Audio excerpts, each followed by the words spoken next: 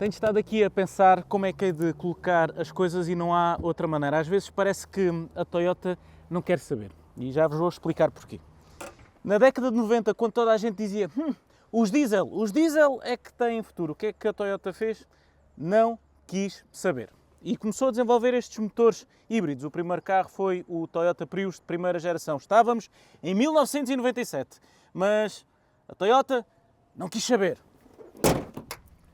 Também não quis saber aqui. Estas condutas de ventilação têm 50 anos. Foram lançadas pela primeira vez em 1976. Portanto, é muito provável que tenham na vossa garagem um Toyota com umas condutas de ventilação exatamente iguais a estas. A Toyota, mais uma vez, não quis saber se estas condutas de ventilação funcionavam há 50 anos, também funcionam agora. Portanto, por que não utilizá-las? Eles não querem saber. Então, mas do que é que a Toyota quer mesmo saber? Na verdade, querem saber de soluções práticas que funcionam no cotidiano e que servem para toda a gente e que, sobretudo, cheguem ao final do dia e que vendam. É isso que acontece com este RAV4, que está agora na sua sexta geração e que tem sido, há vários anos consecutivos, um dos carros mais vendidos em todo o mundo. Nos próximos minutos vamos ver tudo aquilo que muda nesta sexta geração de um dos Toyotas mais vendidos de todos os tempos. Portanto, sejam muito bem-vindos a mais um vídeo da Razão Automóvel. Isto, naturalmente, se vocês quiserem saber.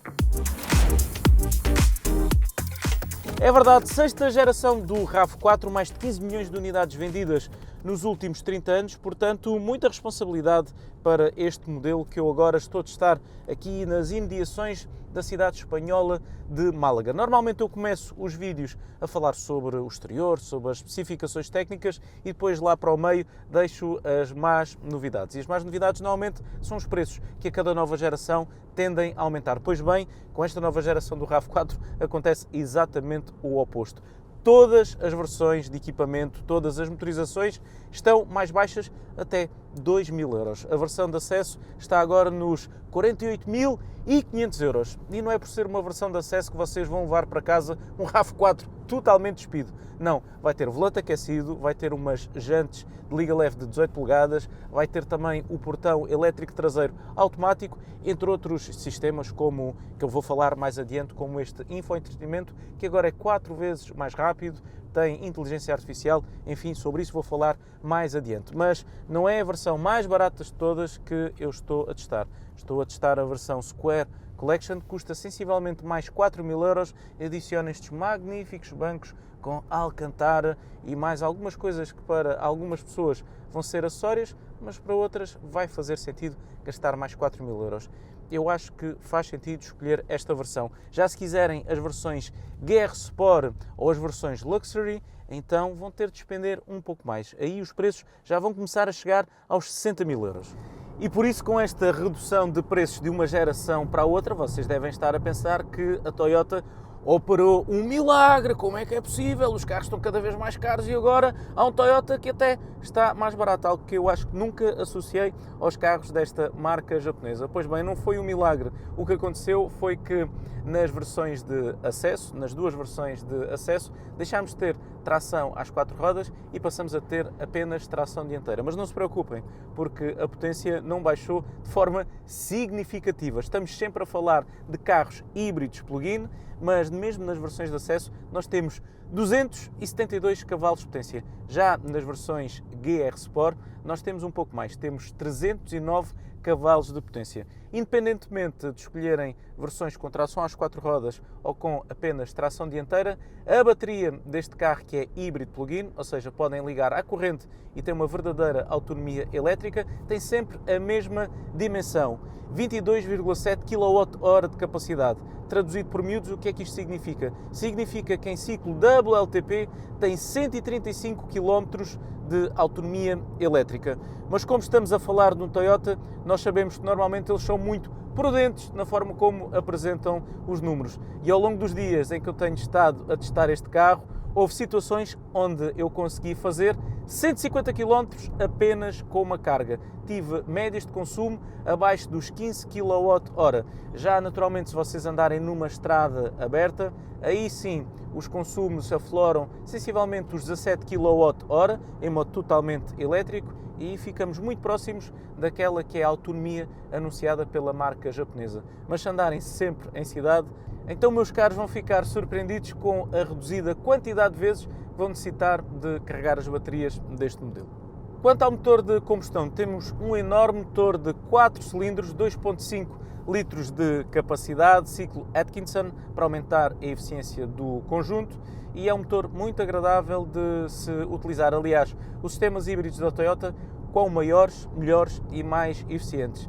Nestes cerca de 200 e poucos quilómetros que eu já fiz com o carro, adotei também o modo híbrido automático e consegui médias de 1.6 litros ao 100, mas isto naturalmente com alguma carga na bateria. Aquilo que vocês podem esperar deste modelo, caso nunca carreguem a bateria, são consumos abaixo dos 5 litros ao 100. Eu já fiz muitos quilómetros na geração anterior do RAV4, na quinta geração, que tem precisamente este motor de combustão, e mesmo em estradas abertas, sem qualquer carga na bateria, ainda que ele tenha sempre um valor residual, consegui sempre consumos abaixo dos 5 litros, e isso para mim, num carro destas dimensões, é de fazer as contas e pensar, olha, parece que estou a poupar. Continuando a falar das partes técnicas, e já vamos falar do exterior, este modelo tem exatamente a mesma plataforma da geração anterior, a plataforma TNGA-K, ou seja, uma das versões maiores desta plataforma modular da Toyota. Por fora, as cotas e as dimensões são exatamente as mesmas. Para nós encontrarmos diferenças, temos de olhar para os detalhes. Segundo a Toyota, esta plataforma, nesta sexta geração, está 9,7% mais rígida. A suspensão também foi toda retrabalhada para dar um feedback de condução um pouco melhor do que aquilo que acontecia na quinta geração. Aquilo que eu vos posso dizer é que este carro sente-se mais plantado na estrada, sente-se um pouco mais dinâmico, continua a não ser o carro mais entusiasmante de todos, mas faz aquilo que é essencial, cumpre, é confortável, é previsível, e eu acho que isso, num veículo familiar, é sobretudo o mais importante. E depois, quando aceleramos, é sempre bom ter esta potência bastante vigorosa ao serviço do pé direito. Se nós quisermos um pouco mais de vigor, temos sempre os modos de condução para que tudo fique afinado para uma resposta às vezes menos eficiente, mas mais forte. Tenho agora o modo que, nesta tradução mais para português do Brasil, é esportes, mas devia estar aqui um sport ou desportivo. Depois temos naturalmente um modo normal, um modo ecológico, onde o carro fica praticamente todo letárgico, mas quanto a mim, o melhor modo é mesmo o modo normal. E depois ainda temos aqui estas patilhas atrás do volante que servem para fingir que temos uma caixa com diferentes relações. Nós aceleramos, vamos metendo mudanças e isto anda. Mas agora já chega, já falei um pouco da experiência de condução, vou falar mais adiante. Agora se calhar vamos parar para olhar para este menino, porque ele, em termos técnicos, pode não ter mudado assim tanto, mas por fora mudou imenso.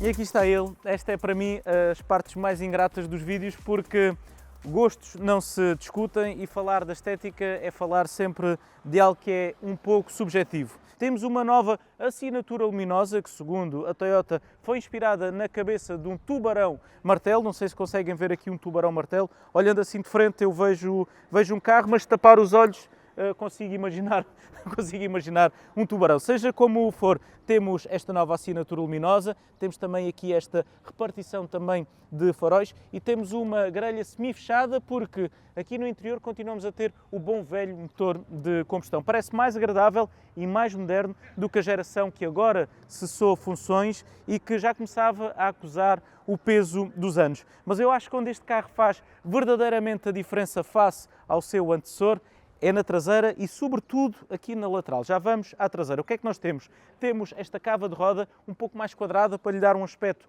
mais robusto, e depois temos esta linha que eu acho que é aquilo que define a lateral deste carro. Começa aqui, depois tem este efeito ascendente e termina aqui numa cava traseira um pouco mais musculada para parecer que o carro está mais plantado. A verdade é que aqui ao vivo o RAV4 parece que encolheu, mas a verdade é que se tivesse aqui uma fita métrica tem exatamente as mesmas dimensões da geração anterior. Relativamente à traseira, a verdade é que nota-se aqui um verdadeiro empenho da Toyota em desenhar o RAV4, que na quinta geração parecia que tinha aqui os escapes assim meio pendurados, não estavam muito bem integrados com a restante carroceria. Agora temos uma traseira muito mais fluida, na minha opinião, e que mostra pela primeira vez com um grande orgulho o nome RAV4. Em vez de termos aqui um letreiro a dizer Toyota, temos o logotipo mais pequeno e temos o nome RAV4 maior, porque o nome RAV4 é, na verdade, uma verdadeira instituição no seio da marca. É quase que uma submarca dentro da Toyota. Esteticamente, este é o novo RAV4. Naturalmente, para quem quiser um pouco mais de efeito charan, temos a versão GR Sport, que tem uns para-choques um pouco mais dinâmicos, mais abertos, uma cor mais espapanante e, naturalmente, também umas jantes de liga leve muito mais vistosas. Mas como seria de esperar, estamos a falar da Toyota e não é apenas um kit estético, também há algumas diferenças técnicas e é isso que vos vou mostrar agora. Estamos a falar da Toyota, não podia ser apenas estética. Mesmo não sendo um GR verdadeiro, ser um GR Sport, temos algumas modificações. Aqui estão as modificações estéticas, as modificações no interior, que já falámos, mas debaixo do carro temos algumas mudanças, nomeadamente no braço de suspensão traseiro, na parte superior. Como podem ver, temos aqui este reforço que não existe nas versões convencionais das ditas menos desportivas.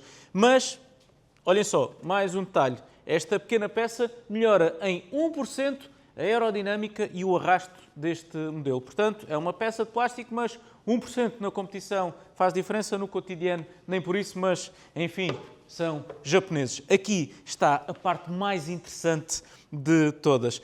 É uma suspensão que foi colocada numa estrutura na dianteira do carro, por trás do para-choques dianteiro, e que serve para anular parte das vibrações do motor de combustão. E trouxeram esta ferramenta de alta precisão, que é, como é que se chama? Um martelo, e trouxeram uma estrutura para ver como anula efetivamente todas as vibrações. Vamos, enfim, de uma forma muito científica, dar uma martelada nesta peça.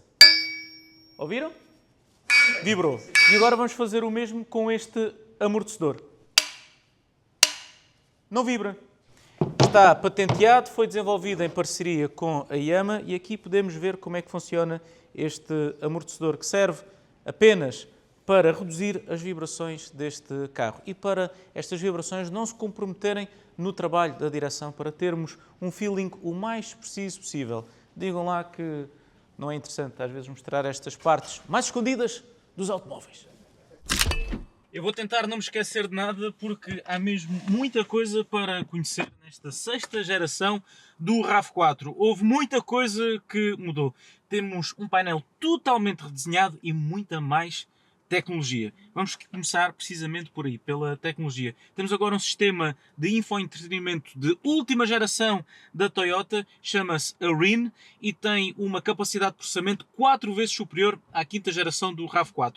4 vezes mais parece muito, na verdade é bastante, mas tendo em consideração que o anterior sistema de infoentretenimento não era assim tão avassalador, acaba por não ser um valor que nos surpreenda. O que é facto é que nós, a mexermos em todos os menus, notamos que é tudo muito fácil, muito intuitivo, muito rápido, não há nenhum lag entre o nosso movimento e a resposta deste sistema. Tem atualizações over the air, podemos abrir o carro apenas com uma chave digital ou com um código NFC, basta encostarmos ao carro e a porta abre. Atualiza, como eu estava a dizer, de forma automática. Temos também uma aplicação onde podemos abrir o carro, desligar o carro, ver que bateria é que nós temos, aquecer o habitáculo, enfim, fazer uma multiplicidade de coisas sem ter de estar sentado aqui. Por exemplo, aquecer os bancos e quando aqui nós chegamos estamos, enfim, com aquela temperatura que nós gostamos para arrancar nos dias mais frios ou nos dias mais quentes, nós já termos a climatização a deixar tudo um bocadinho mais, enfim, mais fresco aqui no interior. Mas a Toyota não é conhecida por ser uma marca de frescuras, apesar de agora termos algumas, como por exemplo aqui este pousa-braços, que não é apenas um pousa-braços. Pode abrir neste sentido, podemos fechar e abrir também para o lado do passageiro, mas podemos fazer outra coisa. Eu não acabei de partir o habitáculo deste RAV4. Na verdade, eu posso virar isto ao contrário e passo a ter uma plataforma para, por exemplo, colocar aqui um hambúrguer e uns McNuggets para ir a comer durante o caminho. Acabou! Tenho aqui isto tudo cheio de migalhas, viro para baixo, cai tudo aqui para dentro e ninguém vê a sujidade dentro do carro. Não façam isto, naturalmente. Agora, num tom um pouco mais sério, voltando a falar de toda a tecnologia. Temos este ecrã com quase 3 polegadas, temos este com 12,4 polegadas, também bastante grande, e temos finalmente um head-up display apenas nas versões mais equipadas todas, mas é tudo muito fácil leitura e também muito fácil convivência. Naturalmente, há pouco não referi, temos Apple CarPlay e Android Auto sem fios. Temos imensas ajudas à condução que agora se chamam Teammate, são mais de 20 sistemas de apoio à condução, inclusivamente apoio à mudança da faixa de rodagem para ultrapassagens em autoestrada, travagem automática, aviso de ângulo morto, enfim, todas aquelas coisas que felizmente, através aqui de 2 ou 3 truques, nós conseguimos desligar praticamente na totalidade. E para quem não gosta de andar a ouvir todos os bips durante a condução, fazer isto de forma bastante fácil é, quanto a mim, uma ótima novidade. Em termos de qualidade de materiais, aquilo que nós podemos esperar é, enfim, a qualidade tipicamente Toyota. Ou seja, à primeira vista temos tudo muito plástico, mas são bons plásticos, apesar de alguns deles serem duros. São duros, mas são sólidos, são robustos, dá a sensação que vão envelhecer bem e que não vamos ser, enfim, presenteados ao fim de poucos quilómetros com imensos ruídos parasitas. E isso, quanto a mim, é algo fundamental, os carros conseguirem envelhecer bem. E o que é que eu tenho mais para falar sobre este carro? Os bancos. Os bancos, como eu estava a dizer há pouco, são aquecidos, têm este acabamento e são muito confortáveis. Já fiz vários quilómetros ao volante deste carro e posso dizer que este SUV nesta 6ª geração está melhor do que nunca. Já lá atrás está exatamente como na 5ª geração. Isso não tem de ser obrigatoriamente mau. Como podem ver, não há surpresa rigorosamente nenhuma. Temos exatamente o mesmo espaço da anterior geração do RAV4. E isto, como estava a dizer, não tem de ser necessariamente mau, porque tenho um ótimo espaço ao nível dos joelhos, também dos pés e também aqui ao nível da cabeça. Está longe da minha cabeça e eu recordo que meço 1,74 m e mesmo que eu tivesse, por exemplo, 1,85 m ou 1,90 m, mesmo assim não batia aqui em cima. Mas há outro dado que eu quero partilhar com vocês. Já que estávamos a falar de passado e da anterior geração do RAV4, temos aqui uma peça que data de 1976, ou seja, estamos a falar de uma peça com 50 anos. São estas condutas de ventilação e este pragmatismo da Toyota. Se estas condutas de ventilação funcionavam há 50 anos, porque é que não hão de funcionar agora? Afinal de contas, o vento sopra exatamente da mesma maneira. E por isso, esta peça tem exatamente o mesmo código que tinha há 50 anos. E eu acho que este é um detalhe interessante. Eu gosto desta robustez. E olhem, com o aspecto lubrificado, não está tipo largo, não está estranho, não está tipicamente Toyota, mas naturalmente nós temos hábitos de consumo totalmente diferentes de há 50 anos. É por isso que temos aqui 2 portas de carregamento USB do tipo C. Temos muito espaço aqui atrás, temos sistema de Isofix, temos umas condutas de ventilação com 50 anos, mas temos um carro que é bastante moderno e que ali atrás também tem espaço para muita tralha. Querem ver? Então, vamos lá.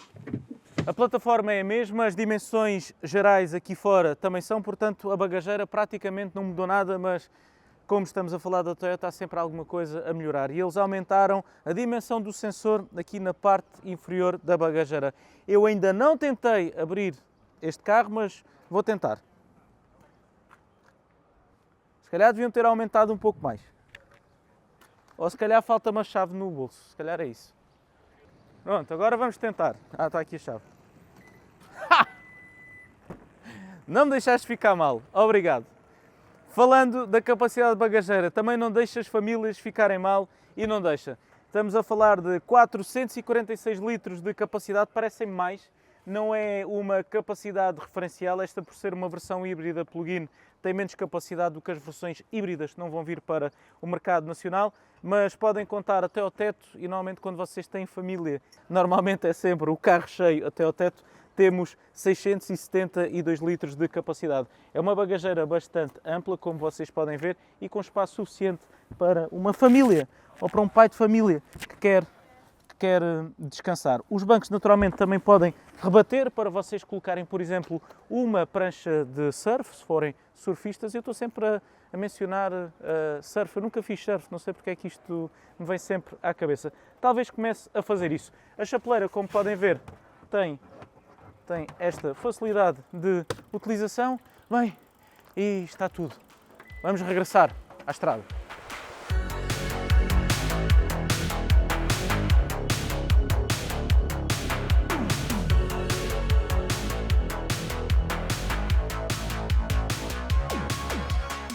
Eu acho que a Toyota conseguiu aqui um bom compromisso entre conforto e também eficácia. Sobre a versão GR Sport, eu tive a oportunidade de a conduzir e não noto uma diferença substancial. Sinto o carro efetivamente mais firme, sem chegar a ser desconfortável, mas eu acho que quem escolher essa versão vai escolher sobretudo pelo aspecto, pelo lado mais esportivo, por gostar dos bancos com um bocadinho mais de efeito charan, porque em condições reais, na vida real, esta versão de apenas tração dianteira e de 272 cavalos, acreditem, vai ser mais do que suficiente. Depois colocam naturalmente a questão, estamos a falar de um híbrido da Toyota, que há uns anos esta parte eram conhecidos por, em acelerações mais bruscas, terem um enorme barulho aqui no interior devido à caixa CVT, mas eu vou acelerar a fundo para vocês perceberem o que é que acontece. Ouviram? Não ouviram, pois não, mas eu já vou a mais de 100 km por hora e a forma como ele acelerou foi bastante suave. Isto porquê? Porque neste momento o motor elétrico deste carro é mais potente do que o motor de combustão, ou seja, ele depende cada vez menos do motor de combustão. Apenas o utiliza sempre que é mais eficiente ou que é necessário mesmo a potência total, mas grande parte das vezes, mesmo sem a bateria estar totalmente carregada, é em modo elétrico que nós andamos. Para terem ideia, se este carro não fosse um híbrido plug-in, ou seja, um híbrido de ligar à corrente, se fosse apenas híbrido, e não vai haver versões híbridas em Portugal, nós conseguíamos andar em cidade 70% do tempo com o motor térmico desligado. E isto diz muito da eficiência de todo este sistema. Feitas as contas, a experiência de condução melhorou imenso e o RAV4, apesar de ter a mesma plataforma e a base técnica ser muito similar ao modelo que agora sob funções, sente-se menos matacão aqui em estrada. Parece que o carro perdeu peso, apesar de não ter perdido, parece mais ágil e também mais pequeno, apesar de não o ser. É um carro global, não foi um carro pensado apenas para a Europa, ou apenas para os Estados Unidos, ou para o Japão, ou até mesmo para o continente africano. É um modelo verdadeiramente global e que tem de levar tareia em todas as partes do mundo. E nós sabemos que aqui na Europa normalmente as estradas são muito boas, são muito suaves e não são demasiado agressivas para os nossos automóveis. Mas isso não acontece no continente africano, não acontece muitas vezes nos Estados Unidos, e este carro, que é desenvolvido e também produzido no Japão, tem que ter em consideração na sua concepção todas estas diferentes realidades. E eu acho que é por isso que este carro também tem uma fama de fiabilidade tão elevada. É feito, é pensado para condições mesmo muito difíceis. E depois, quando chega à Europa, a verdade é que as condições são simples e ele acaba por ter a vida muito facilitada. E também tem a vida facilitada os seus proprietários. Podem ter até 10 anos, na verdade são cerca de 11 anos de garantia. Já pensaram que é nós chegarmos a 2037, se as contas não me falham, e este carro que eu estou a testar agora ainda ter garantia? É notável. E assim chegamos ao final de mais um vídeo aqui no canal do YouTube da Razão Automóvel. Comecei este vídeo por dizer que a Toyota não quer saber. Não, a Toyota quer saber, a Toyota está preocupada, não quer saber é de ruído. Quando toda a gente diz que o caminho é os 100% elétricos ou que o caminho é sempre os diesel, não, eles têm uma maneira muito pragmática de olhar para o automóvel e isso sente-se muito bem neste RAV4, que é muito provavelmente o melhor Toyota que eu já conduzi. E isto não é algo que eu diga normalmente nos vídeos, mas foi precisamente isso que eu senti com este carro. Não é isento de críticas, não é o melhor de todos em muitos aspectos, falando naturalmente da concorrência e do segmento, mas cumpre muito bem em todos os requisitos daquele que deve ser um SUV familiar. É confortável, é bem construído, é eficiente, tem montes de tecnologia e é confiável. E quanto a mim, isto são tudo qualidades muito importantes num carro familiar. Portanto, fiquei muito agradado com tudo aquilo que vi neste RAV4. E é por isso que vou dar uma nota em razãoautomóvel.com. Pouco comum da minha parte, vou dar 9 valores a este carro. Fiquei bastante agradado com tudo aquilo que a Toyota conseguiu fazer nesta 6ª geração, mesmo sabendo que toda a sua base técnica foi herdada da 5ª geração. Mas aqui em estrada, a utilizar este carro, eu sinto que é um modelo totalmente novo e daí os 9 valores. Mas passem em razãoautomóvel.com e vão ter acesso a tudo aquilo que eu acho sobre este carro, se não quiserem estar a ouvir a totalidade do vídeo. Mas também já estão aqui no fim, é porque já ouviram tudo aquilo que eu tinha para dizer antes. Mas passem por lá, porque é o website de automóveis mais visto do país. Relativamente a este RAV4, parece-me que tem tudo para também continuar a ser um dos modelos mais vendidos em todo o mundo, se não mesmo o mais vendido em todo o mundo. Não há nenhuma baliza onde ele falhe de forma categórica. Portanto, eu acho que a Toyota cumpriu efetivamente, até com condutas de ventilação 1976, mas reparem, se funciona é porque não é estúpido. E de estúpidos, de facto, os engenheiros da Toyota não têm nada. Quanto a mim, é tudo por hoje. Eu espero que tenham gostado de estar na minha companhia. Temos encontro marcado muito brevemente, quem sabe ao volante mais um SUV ou de um super desportivo, ou quem sabe até de um veículo clássico. Portanto, se ainda não o fizeram, subscrevam o canal e ativem o sino das notificações, porque nós já somos quase 250 mil pessoas a seguir o nosso canal do YouTube. Muito obrigado por nos escolherem todas as semanas. Quanto a mim, finalmente, é tudo por hoje. Um grande abraço e até ao próximo vídeo.